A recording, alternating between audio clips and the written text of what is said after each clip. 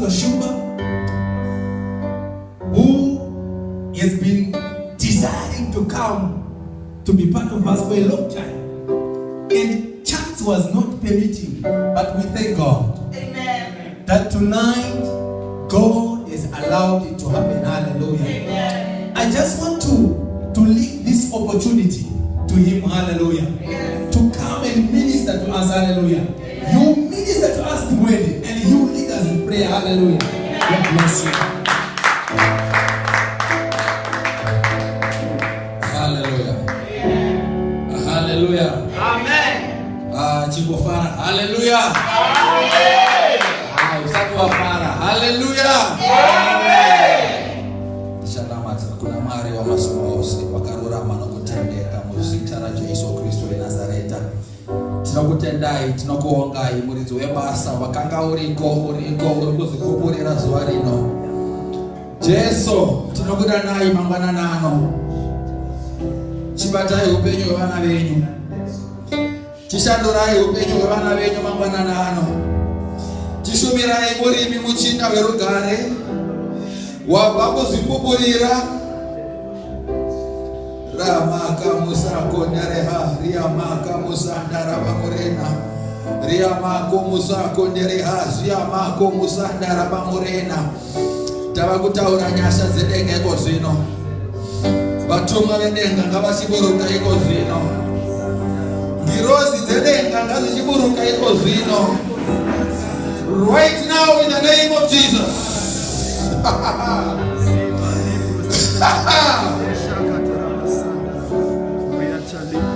Mazvita mutsvene kubudirira shoko renyu. Mweya yedu inokuburirana nemweya wenyu kuti isungire vana tiri vana venyu. Nezita raJesu Kristu weNazareta. Vabva vakatakudzwa ngavacherechedzwe kozvino.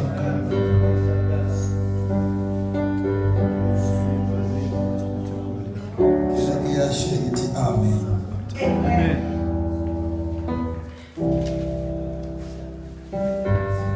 Mangwanani anenge manheru.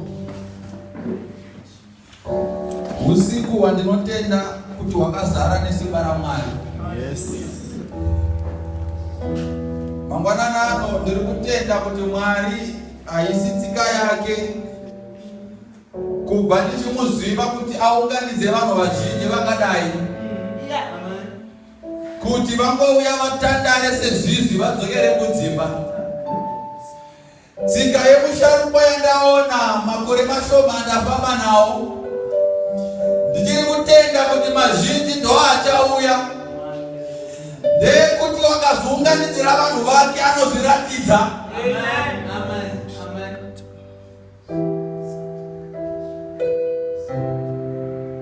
It's a great night. Amen. Kuremekedzo wangu kuna apostora washe, apostle Mazimure, ndinokudai, munonditera zvakanaka, munondikomborera. Ndinogara ndichitenda Mwari neuvepo hwenyu muupenyu hwangu. He is a mentor to me. He is a father, he is a brother. He is also a pastor. Ndinokudai munhu waMwari naamai. Prophetess Chima Dzimure, ndinokufarirai. Marakudzire zvakanaka amai vangu. Hallelujah. Ndinokufarira kereke yashe iri panzvimbo ino. Divine life in Christ. Mwari ngaakuitire zvakanaka, Mwari ngaakuwedzerei. Mumwe wangu kubva nechibva panzvimbo ino, Mwari ngaakuwedzerei munhamba yenyu. Handishori, handizvidzi nhamba iri pakati pano. Ndava ndine musi wandakati ndichinamata ndine nhamba yandakapiwa, pana ndakunzwisisa chayaireva. Ndakaenda pakalenda yekukakwedu ndikamanga izwi rinonzi 17. Zvichindinetsa, ndakamanga 17 February. Zvichindinetsa kuti what does 17 has to do? Because I was given it when I was praying. But then God, when I arrived here, began to minister to me. And he said, begin to count the number of my people. and I counted and I reached the number 17.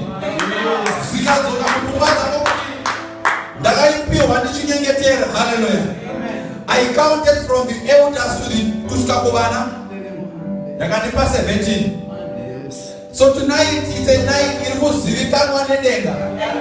it's a night that is registered by the heavens. It's a night of history.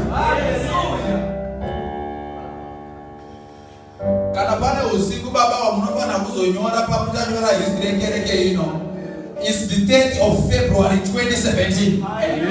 With 17 people.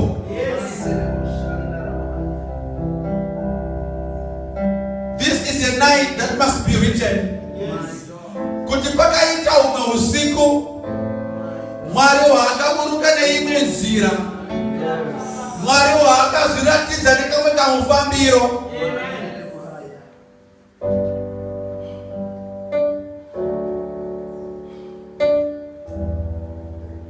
Mwari tinokutendai tinokuongai neusiku huno. Chipupurirai basa renyu, chipupurirai Mwari kugungano ino. Vanorwara ngavachiporeswa, vakaneta ngavachipiwa simba. Nezita raJesu Kristu Nazareta. Amen. Amen. Tichivhura maBhaibheri edu. Baba vatanga kuprofita kune zvandinoda kutaura. Vataura vachiti mweya washo wavataurira ukati kune vane madreams anga akuabhotwa. Mwari wakati vakutanga kugadzirisa. Hallelujah. Amen. Ndabana zvitarisa ndikati Mwari mazviita ndavandonyaya ndinayo mangwanani ano. Amen. Wakaipa kana anga afunga kuti akuabhota dream yako watoirasa. Amen. Amen. When the devil had thought he's going to abort your dream and your vision and your mission upon this life, upon this place, watoirasa because of manero ano. Hallelujah. Anoverenga tsvaga vhesi unoziva here kuti zvakaitika kuti Jethro wakatuma Mozisi kumakwai.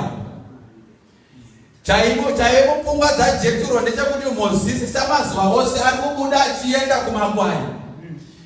Nyamba Mwari wakanga waronga yakasiyana nemazuva ese musi iyoyo. Mozisi anobuda as an ordinary day achinopudza makwai aJethro. But chandinofarira naMwari ndechekuti wakanga una plani naMozisi. Ndava Mwari wakanga wazvigadzira kuzviratidza kuburikidzira negwenzi rinopfuta. Yes. Mwari ndokuziva kuti handikoni kutuma munhu kuna Mozisi. Ndava itika yakajairika kuti munhu atumwe. But ndava kuda kuburuka ini musango risina mumwe munhu risina kana ani zvake. But ndiwava ini naMozisi tira tiri vaviri. Ndiko buruka negwenzi rikutana kupfuta. Shamari munana wako hausi kuitwa nemunhu. Munana wako hausi kuzodaende kuti ndiite. Uri kuona kuti Mwari aburuke panzvimbo ino azviratidze. Uri kuona kuti glory nepraises yaMwari iburuke panzvimbo ino. Hausi usiku wakajairika uno. Mozisi wakabuda kumba uri mufudzi wemakwai. But paakotogera kumba akotogera neshoko redeliverance kuIsrael. Akabuda semukomana anofudza makwai. But akotogera as a deliverer of Israel. Shamari, you are going to move from this place as a deliverer of this country. Tiverengero. Kubhuku ya Luke chapter 19 verse 30. Luke chapter 19 verse 30. Chimbofarira ari pedyo neumba moti waita zvakanaka wauya kuusiku hwakadai.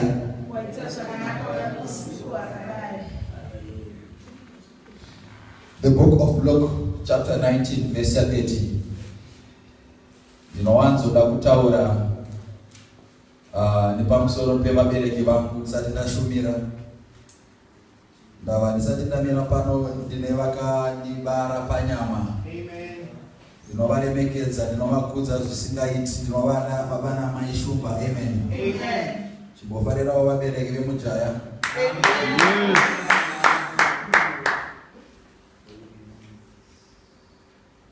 Luke chapter 19 verse 30. Luke 19 verse 30. Amen. Saying, going into the village of against you, in the which at your entering you shall find a cord tight, whereon yet never man sets. Loose him and bring him hither. And if any man ask you, why do you loose him? Thou shalt say unto him, because the Lord has need of him. First Kings chapter 19 verse 17. First Kings chapter 19 verse 17.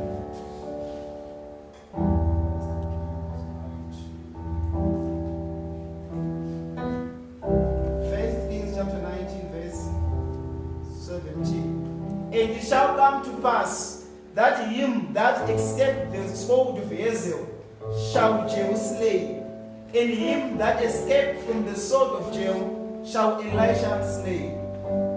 Hallelujah. Amen. Usiku wa nasi, usiku wa rwiswa kubaba kutanga. Nekuda kwechikonzero chekuti ndine vazhinji vandakadana vakanditi tinoenda. But zvaita sekunge zvakona kana vane zvavawira kungatadzi kuuya kuusiku hwakadai. Ndichifarira hama dzangu mbiri dzandauya nadzo. Brother Tawanda. Amen. Ndinokudai munowashi. Amen. Na brother Emmanuel ndinokufarirai munowashi. Marambikire zvakanaka aramba achikukudzai. Kana ndichitaura na brother Manowashi nditi vakanga vari kuZambia just yesterday. Pane zvavanga vaenda kunotsvaga ikoko, zvavanga nditi ndakaneta, but regai ndiende newe munhu waMwari. Amen. Amen. Saka ndafara ndikati ndiri Kristu ndine shamwari dzinotyawo Mwari. Amen. Saka ndakubasa ipendi ndichibva pano ndinotsvaga shamwariwo dzinotya Mwari, dzinoda Mwari sezvizvi. Amen. Hallelujah. Amen. Nhau yangu yandinoda kutaura nezvayo namboi pamusoro wenyaya yokuti the spirit of almost there. The spirit of almost there, but never been there. Spirit of almost there, but never been there.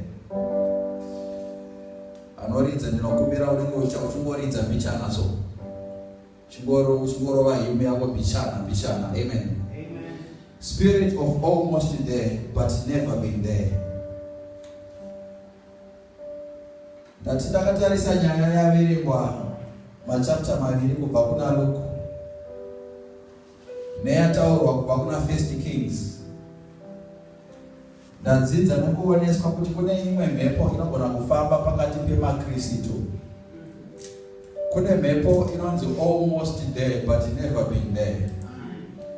Kana wakangwarira pachiprofita ndoyabva kutaurwa nemuranda washe muapostora kuti mweya unoabhota madreams. It's a spirit of almost there but never been there.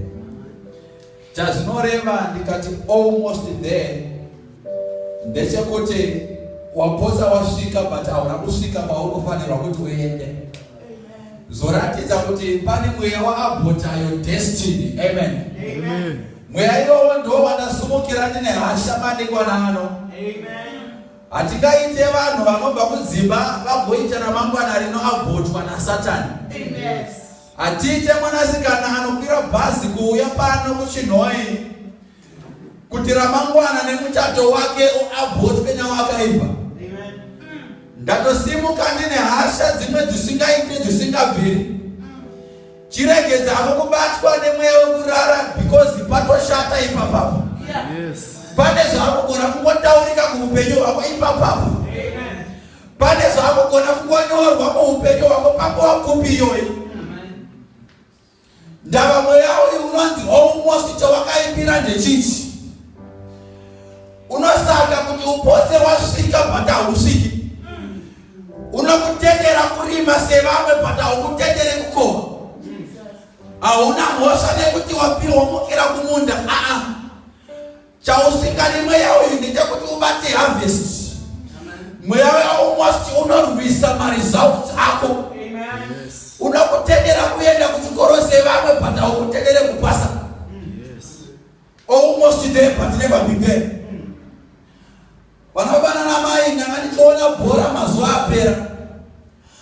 Kune timu dzanda